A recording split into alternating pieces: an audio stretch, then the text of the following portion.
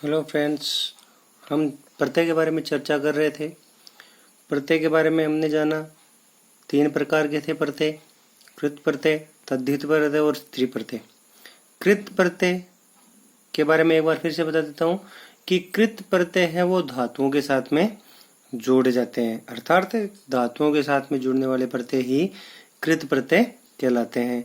उनके बारे में अपन ने अध्ययन कर लिया। अब दूसरा जो प्रत्यय है वो है तद्धित प्रत्यय। ठीक है, तद्धित प्रत्यय मैंने आपको बताया था तत् धन धित। धित को अपन ने हटाया तो तत् क्या है? शब्द, अर्थात ये शब्दों के साथ में जुड़ने वाले प्रत्यय होते हैं, अर्थात इनकी इसकी परिभाषा हो गई, जो प्रत्यय शब्दों के साथ जुड़ते हैं वे तद्धित प्रत्यय कहलाते हैं। ठीक है, तद्धित प्रत्यय में अपन सर्वप्रथम सबसे पहले चर्चा करेंगे मतुप प्रत्यय के बारे में। अब मतुप प्रत्यय है क्या है, इसके बारे में अपन देखते हैं। तो मतुप प्रत्यय है ये किस अर्थ में प्रयुक्त होता है? वाला अर्थ में, यानी कि यह प्रत्यय है जो मतुप प्रत्यय है वो वाला अर्थ में प्रयुक्त होता है।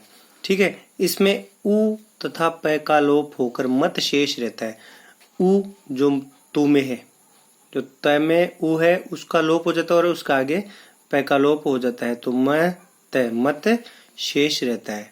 ठीक है, और इसके रूप है वो तीनों लिंगों में बनते हैं, इसके रूप तीनों लिंगों में चलते हैं।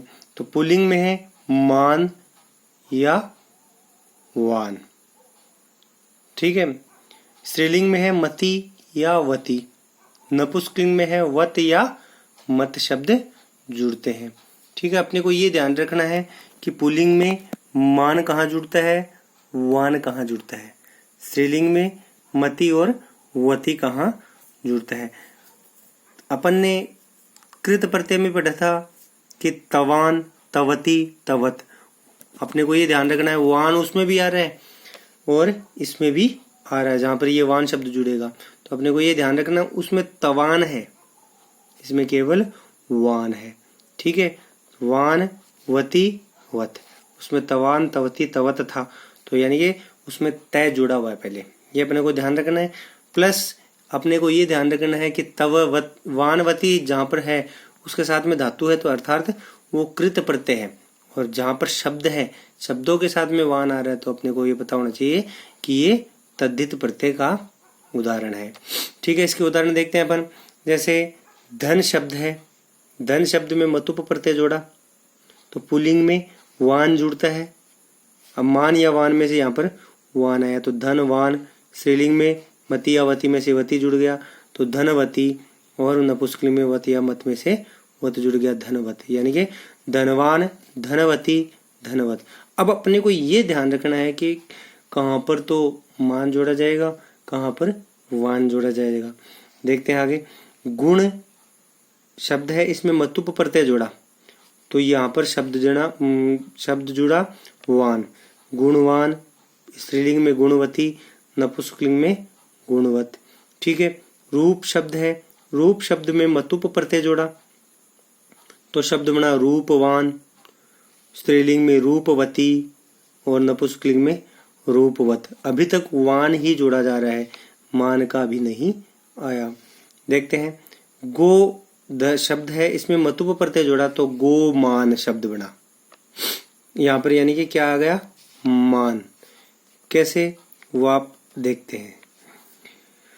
गोमती स्त्रीलिंग में और गोमत नपुंसकलिंग में बन गया।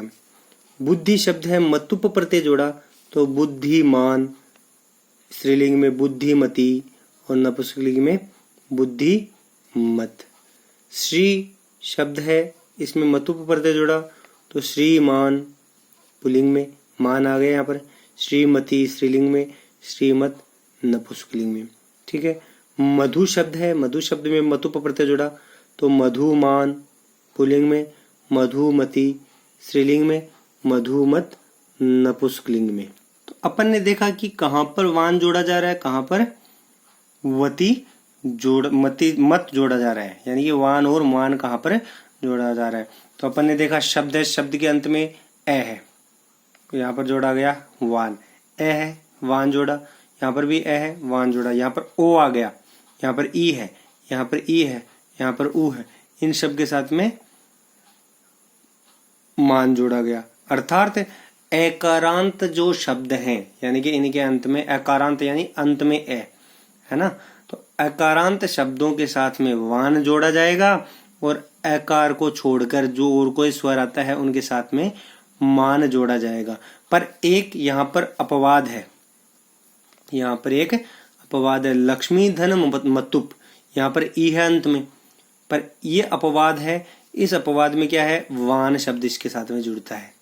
लक्ष्मीवान, लक्ष्मीवती, लक्ष्मीवत। जैसे बुद्धि में ई है, इसमें भी ई है, पर यह शब्द क्या है, अपवाद स्वरूप है, इसलिए इसमें लक्ष्मीवान, लक्ष्मीवती और लक्ष्मीवत ये शब्द जोड़ा गया। बाकी ए को छोड़कर कोई भी स्वर है तो उसमें वान जोड़ना है, और नहीं ए को छोड़कर जो अन्य स्वर आता है वहां पर मान जोड़ना है, और एकारांत जो शब्द है उसमें अपने को वान जोड़ना है। ठीक है, अगला प्रत्यय है अपना त्व और तल। ये दो प्रत्यय एक साथ है, छोटे से हैं एकदम। त्व और तल प्रत्यय, ये दो प्रत्यय एक साथ है, तो इसमें अपन त्व प्रत्यय के बारे में चर्चा करते हैं। तो त्व प्रत्यय है उसमें त्व ही जुड़ता है, अर्थात त्व ही शेष रहता है। ठीक है, तो त्व है, त्व का त्व ही जोड़ा जाता है, और तल प्रत्यय में है वो ता शेष रहता है। ठीक है, तो त्व प्रत्यय है, दो प्रत्यय एक साथ में है। त्व प्रत्यय में त्व ही शब्द शेष रहता है, या त्व ही शब्द जुड़ता है, और तल प्रत्यय में ता शब्द शेष रहता है, या ता जुड़ता है शब्द के साथ में। जैसे उदाहरण है, अपन अलग अलग देखते हैं। तो यदि अपन मनुष्य शब्द है, इसमें त्व प्रत्यय जोड़ा तो अपने शब्द बना मनुष्यत्वम। ठीक है, नपुंसकलिंग में इसके रूप बनेंगे तो मनुष्यत्वम हो जाएगा। और यही शब्द है अपन मनुष्य शब्द में तल प्रत्यय का प्रयोग करें, दोनों प्रत्यय एक साथ, एक उदाहरण में बताया मैंने। तो मनुष्य शब्द में त्व प्रत्यय जोड़ा तो त्व प्रत्यय में अपने को पता है त्व का त्व ही जुड़ता है, तो मनुष्य त्वम। ठीक है, और इस मनुष्य शब्द में तल प्रत्यय जोड़े तो शब्द तल में ताशेष रहता है, तो मनुष्यता। गुरु शब्द है, त्व प्रत्यय जोड़ा तो गुरुत्वम हो गया। ठीक है, और गुरु शब्द में यदि तल प्रत्यय जोड़ते हैं तो शब्द बनता है गुरुता। ठीक है, उसी प्रकार लघु शब्द है, उसमें त्व प्रत्यय जोड़ा तो लघुत्वम, और लघु शब्द में तल प्रत्यय जोड़ा तो शब्द बन गया लघुता। ठीक है, पटु शब्द है, पटु शब्द में त्व प्रत्यय जोड़ा तो पटुत्वम शब्द बन गया, और पटु शब्द में तल प्रत्यय जोड़ते हैं तो पटुता शब्द बनता है।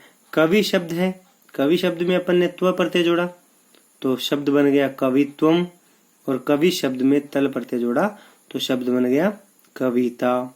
ठीक है, तो देव शब्द है, देव शब्द में त्व प्रत्यय जोड़ा तो शब्द बन गया देवत्वम, और देव शब्द में तल प्रत्यय जोड़ा गया तो देवता। ठीक है, तो ये दोनों प्रत्यय हैं वो मैंने अलग अलग बताए हैं कि त्व प्रत्यांत शब्द हैं वो कौन से हैं, और तल प्रत्यय जुड़ते हैं तो शब्द कौन सा बनता है। आगे के प्रत्यय अपन अगले वीडियो में पढ़ते हैं। धन्यवाद।